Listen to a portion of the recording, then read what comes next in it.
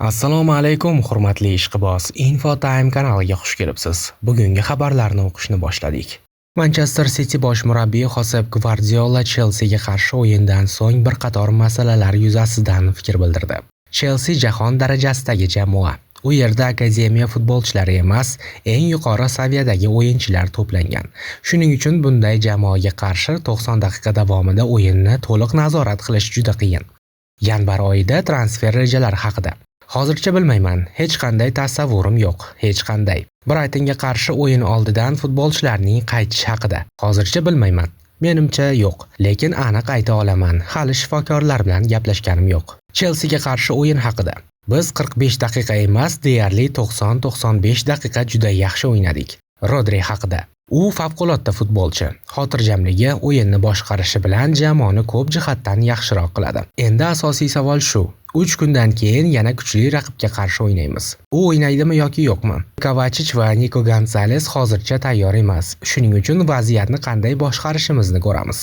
Birinchi bo'limni yaxshi nazorat qildik. Ikkinchi bo'limda 2 marta to'p yo'qotganimiz sabab ularda 2 imkoniyat bo'ldi. Ammo oxirida bizda iqtidorli futbolchilar bilan 2 ga 1, 3 ga 2 holatlar bo'ldi. Lekin yetarlicha yaqqol vaziyat yarata olmadik. Biz barcha chiziqlarda ajoyib o'ynadik. Albatta, ikkinchi bo'limda sur'atni yanada oshirdik. Birinchi bo'limda Chelsea ehtiyotkor o'ynadi. Ikkinchi bo'limda esa yo'qotadigan narsasi qolmadi va oxirida o'z mukofotini oldi. Gap kutilmagan gollar yoki statistika haqida emas, hal qiluvchi zonada qanchalik samarali ekaning muhim. Ammo umumiy olganda qanday himoyalandik, qanday yugurdik, qanday o'ynadik, bu juda yuqori daraja edi, dedi Gvardiola.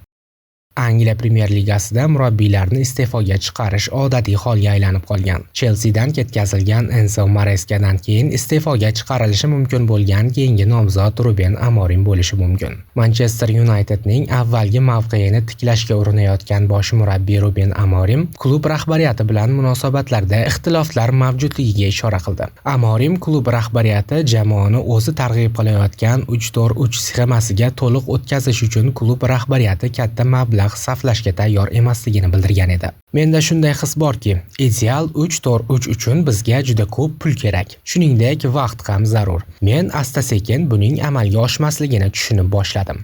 Shuning uchun ehtimol menga moslashishga to'g'ri keladi, dedi Ruben Amorim. Ruben Amorim o'zining ish beruvchi rahbari, ya'ni klub sport direktori Jason Wilcox bilan munosabatlari haqida ham fikr bildirishni istamadi. Men bu haqda gapirishni istamayman. Men avval aytgan o'z so'zlarimdan afsuslanmayman, lekin bu haqda gapirishni xohlamayman, dedi Amorim jurnalistlar bilan suhbatda. Arsenal bosh murabbiyi Mikel Arteta Declan Rice'ni dunyodagi eng yaxshi yarim himoyachilardan biri deb hisoblashini aytdi. Bu fikrni u yarim himoyachi APLning 20-turida Bournemouth bilan o'yinda dubl qayd etganidan keyin bildirdi. Hozirgi paytda Declan dunyodagi eng yaxshi yarim himoyachimi? Ha, men uchun ha. Men uchun jamoamizda bor futbolchilar eng yaxshilar. Declan o'z o'yiniga, jamoadagi roliga doimo yaxshi jihatdan qo'shib bormoqda. Men uning chegarasini ko'rmayapman, chunki u hali ko'p jihatlardan o'sishi mumkin va o'zi ham bunga intilyapti. U biz uchun hal qiluvchi futbolchi, degan bosh murabbiy. Rizespor himoyachisi Husniddin Aliqulov faoliyatini Turkiyaning boshqa jamoasida davom ettirishi mumkin. O'zbekiston milliy terma jamoasi himoyachisi Trabzonsporga o'tishi mumkin. Bu haqda Narzulla Saydullayev xabar bermoqda. Eslatib o'tamiz, Aliqulov Rizespor safida 2023-yilning yozidan beri harakat qilib keladi. Himoyachi joriy mavsum 9 ta uchrashuvda maydonga tushdi va bitta assist qayd etdi. Uning amaldagi shartnomasi 2026-yilning yozida yakunlanadi.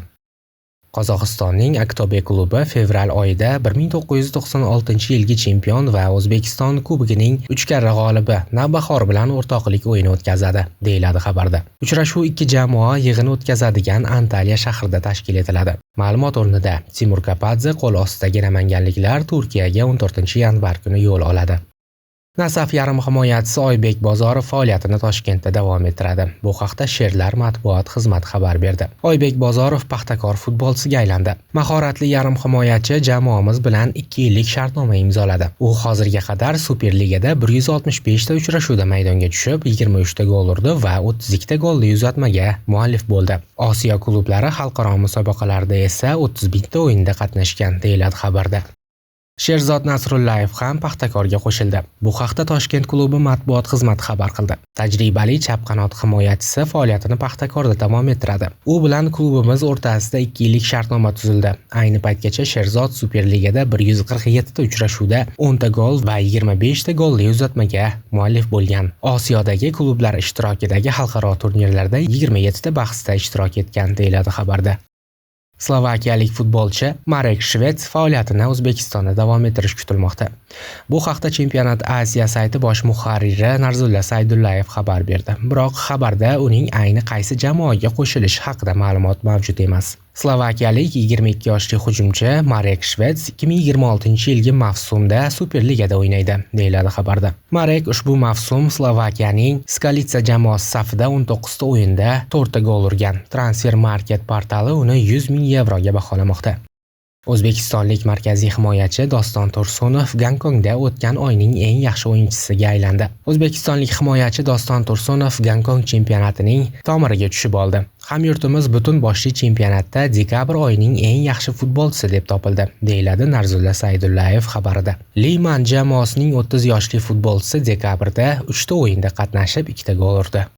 Igor Sergeyevdan keyin Persepolis Paxtakorning yana bir a'zosi Hoji Akbar Alijonovni ham o'z tarkibiga qo'shib olishga harakat qilayotgandi. Tasmin News jurnalisti Hatam Shiralizadeh ushbu jarayon borasida ayrim insaytlarni berdi. Insiderning so'zlariga ko'ra, tez orada Tehron klubi va Sherlar o'rtasida yana bir bor muzokaralar bo'lib o'tadi. Persepolis dastlab futbolchining o'zi bilan kelishuvga erishgandi. Garchi so'nggi kunlarda u oilasi sabab qolishni tanlagani haqidagi xabarlar chiqqan bo'lsa-da, bu muammo emas. Ma'lumot uchun Paxtakor avvalroq 3 ta transferni e'lon qildi. Klub Oybek Bozorov, Sherzod Nasrullayev va Sanjar Quvvatov bilan shartnoma imzoladi.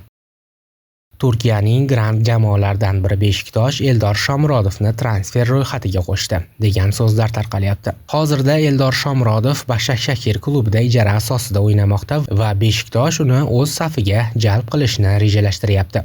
Mavsum oxirida Başakşehirda uni Romadan 2,7 million yevroga sotib olish imkoniyati mavjud. Biroq dastlabki muzokaralarda Başakşehir Beshiktoshdan Shomurodov uchun 10+1 million yevro talab qilgan. Agar futbolchimiz Beshiktoshga transfer qilinsa, o'rtada Başakşehir zo'r biznes qilib olgan bo'ladi. Siz nima deb o'ylaysiz, qadrli ishqiboz? Fikringizni izohlar bo'limiga yozib qoldiring. Kanalimizga obuna bo'lishni va like bosishni unutmang.